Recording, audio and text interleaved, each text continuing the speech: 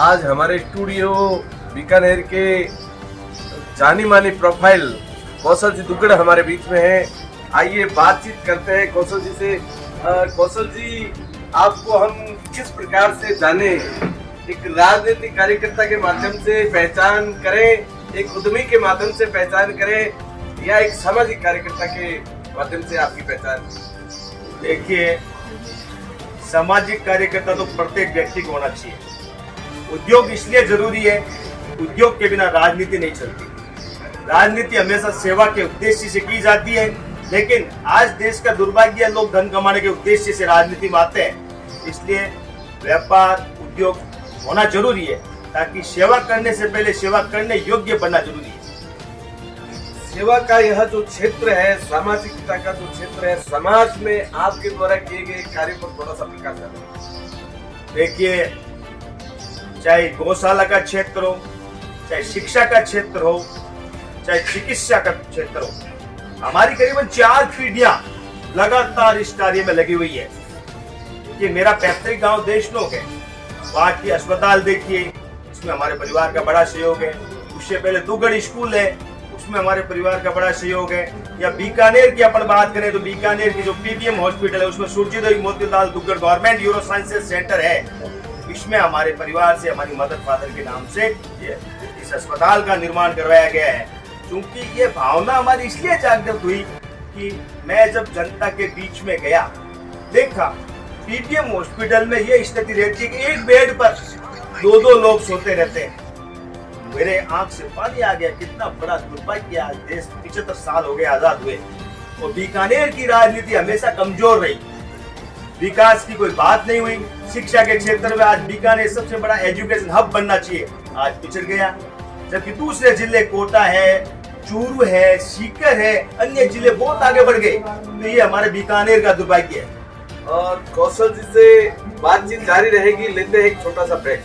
Golchha store Bikaner में स्वादिष्ट branded खाटा, सभी तरह के जायकेदार अचार, चूरी, सुपारी, माउथ फ्रेशनर और मुरब्बे में सालों से ग्राहकों के विश्वास का नाम, क्योंकि यहाँ मिलते हैं ग्राहकों को सभी प्रोडक्ट्स नंबर 1 क्वालिटी के साथ। और जी हाँ, ये सभी प्रोडक्ट्स आपको हमारे यहाँ मिलते हैं होलसेल के दामों पे।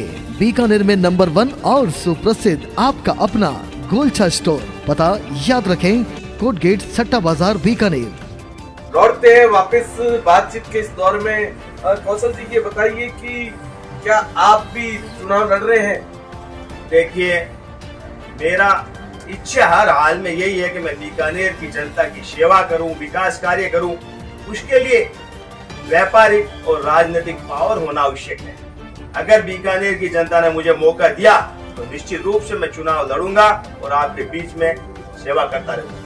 और राजनीतिक कार्यकर्ता के रूप में आपने भाजपा और कांग्रेस दोनों ही विचारधाराओं पर काम किया है। आप बताइए, इस बार किस विचारधारा के साथ चुनाव लड़ने की तैयारी कर रहे हैं? देखिए, ये तो भविष्य के गर्भ में, लेकिन कुल मिलाकर बीकानेर की जनता की सेवा करनी है, बीकानेर में काम करना है। बीकानेर का संपूर्ण विकास कैसे हो, आप लोगों के सहयोग से, आपके सुझाव से ये कार्य करूंगा। बीकानेर की 7 सीटें हमारे साथ है, उन 7 सीटों में से कौन सी सीट हम आपके लिए ये तय करें कि आप इस सीट से? देखिए, मुझे मेरा जन्म स्थान देशनोक है, जो कोलायत विधानसभा में आता है, और मेरा कर्म स्थान बीकानेर है, जिसमें पूर्व विधानसभा है, और समाज की मेरी कर्म स्थली बीकानेर पूर्व पश्चिम दोनों रही है।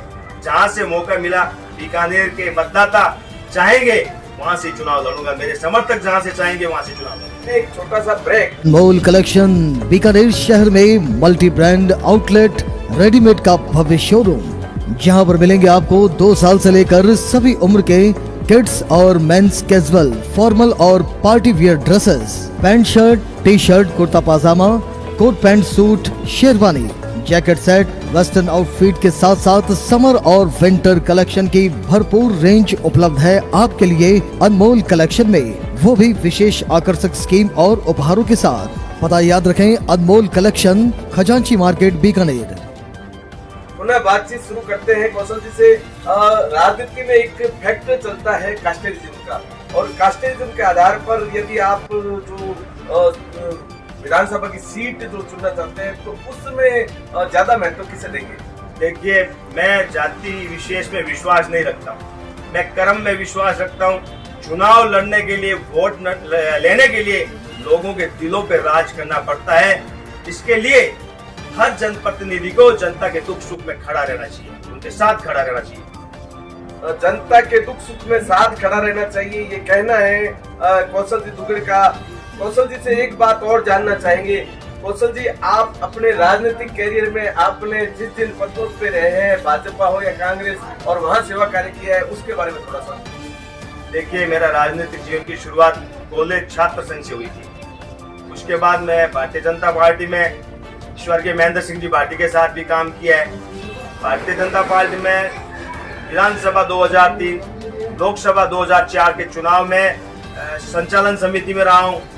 उसके बाद मैं भारतीय जनशक्ति पार्टी उमा भारती जी के साथ भी मैंने काम किया है। उसके बाद कांग्रेस में भी काम किया है। कुल मिला के विचारधाराएं हर पार्टी की अलग अलग होती है, और ऑल ओवर क्या है कि सबका टारगेट एक ही है कि सेवा करें, काम करें। मेरा तो यही है। और बड़ी बड़ी राजनीतिक लोग जो होते हैं वो कहते हैं कि हमने सेवा के लिए चुना है, सेवा कार्य किया है। आज राहुल गांधी जी को संसदीय क्षेत्र से जो है उनको निष्कासित कर दिया गया है। संसद की जो गरिमा होती है, एक बहुत बड़ा पद था, दायित्व था, उस पर आप क्या कहना चाहेंगे? देखिए, हर व्यक्ति को अपने भाषा का विवेक रखना चाहिए। मुझे भारत के लोकतंत्र पर विश्वास है, कानून व्यवस्था पर विश्वास है। जो भी है सही गलत सामने आ जाएगा, न्याय मिलेगा। कौशल जी का कहना है जो भी है दूध का दूध, पानी का पानी होगा। हम बात कर रहे थे कौशल जी से। कौशल जी के बारे में हम यह बताना चाहेंगे कि छात्र जीवन से आपने चुनाव राजनीतिक कार्यकर्ता के रूप में कार्य करना शुरू किया। सामाजिक स्तर पे आपकी बहुत बड़ी प्रोफाइल है। आपने बताया कि कहां कहां हमने सेवा कार्य किए हैं।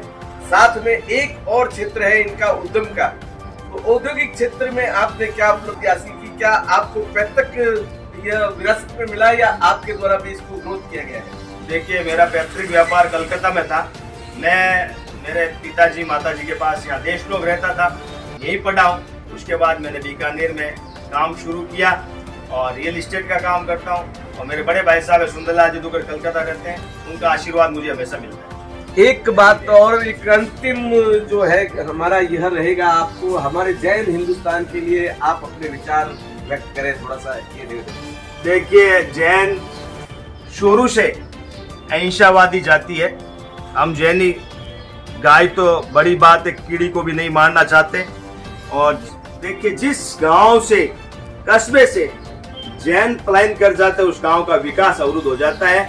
और देश के विकास में जैन समाज की भूमिका किसी से छुपी हुई नहीं है। आज मैं जैन हिंदुस्तान अखबार, आपकी पूरी टीम का आभार व्यक्त करता हूं।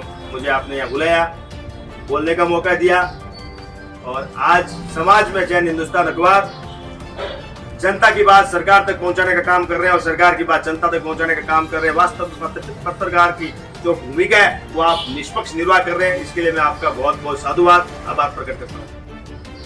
बहुत बहुत शुभकामनाएं आपके लिए। हमारे स्टूडियो में पधारे, बहुत बहुत आभार। हम चाहते हैं कि आप राजनीतिक, सामाजिक और उद्योग क्षेत्र में ऐसे ही नाम करते रहे। जय हिंद, जय भारत।